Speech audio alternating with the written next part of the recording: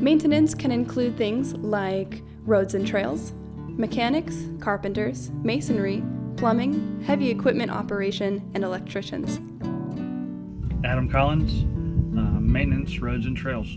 So we're heavy equipment operators.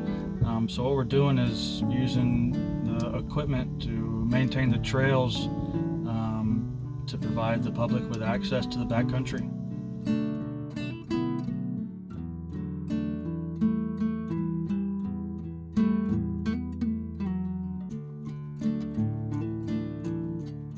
During the wet season, the trails get washed out. Most of the trails are underwater. There's a lot of material on the roads that get washed away. So during the dry season, once the water is all gone, we will come in and repair the holes throughout the trails. We like to use a type of crushed rock that's natural to the environment.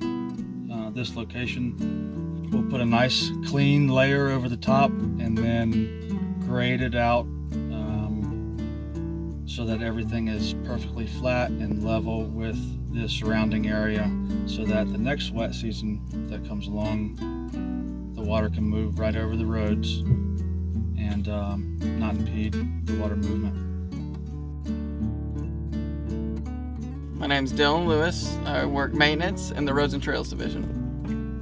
The importance of my job working in the Roads and Trails Division is not only smoothing out the backcountry trails for off-road vehicles to access the backcountry, but to keep them maintained so off-trail use does not happen.